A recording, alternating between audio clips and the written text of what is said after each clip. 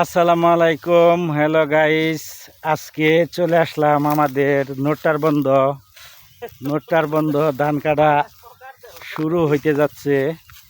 চার কাটা সকাল থেকে কাইটে ফেলাইছে, এখন 2 কাটা আমাদের লাগিয়ে পড়ছে। এখন একটি ভাইয়ের কাছে আমি জিজ্ঞাসা করব যে সারাদিনে কয় কাটা কাটেন। হ্যালো, সারাদিনে কয় কাটা ধান কাটতে পারেন আপনি? সারাদিনে 1.5 কাটা 2 কাটা কাটতে পারি। সারাদিনে 1.5 কাটা 2 কাটা। রোজ যেদিন বেশি থাকে ওইদিন কম কাটি। আজকে ধান কাটাটা কেমন লাগতেছে? আজকে একটু রোদ কম, এই জন্য একটু বালা বেশি কাটতে পারবো আর কি। ও, ইনশাল্লাহ ভালো। আর আপনার খবর কি?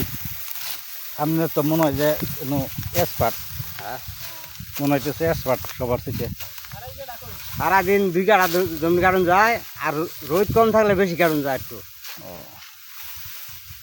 আরো এই তারিখে আরো কয় কাটা কাটবেন চিন্তা ভাবনা আছে? এই তারিখে তো মেলা কাটবো আরো, আর মনে করুন 50 ফুটা কাটবো। আরো 50 ফুটা কাটবেন? আরে শুরু হলো ধান কাটা। ইনশাল্লাহ ভালো। টাঙ্গাইলের সাথে আমরা আগাই যাবো। ময়মনসিংহের লোকেরা, ময়মনসিংহে লোকেরা আমরা কাজে দক্ষ। হ্যাঁ, এখন চলে আইলাম আমাদের বড় লিডারের কাছে। হ্যাঁ, লিডার সাহেব বলেন।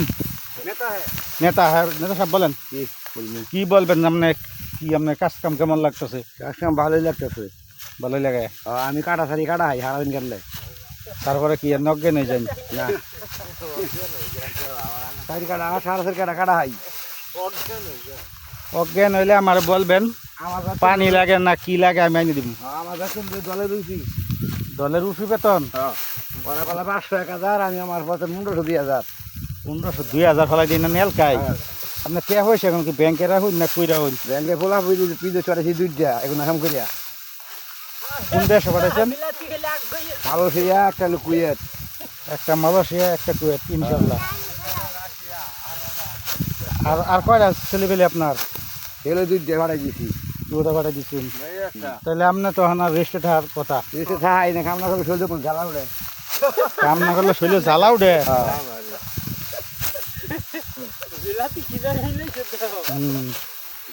আচ্ছা, অবশ্যই দেখাম। আচ্ছা, এই যে একটা বাবু এই বসে কাজ দেখে ও থাকতে পারে না বাড়িতে, ওরও কাজ করতে হয়। তুমি সারাদিনে কয় কাটা কাটো? এই যে গৃহস্থ সহদারে দিছে, গৃহস্থ কালকে নিজে 1 কাটা কাটিয়া দুবার পরে আর কিছু দেয় না চোখে।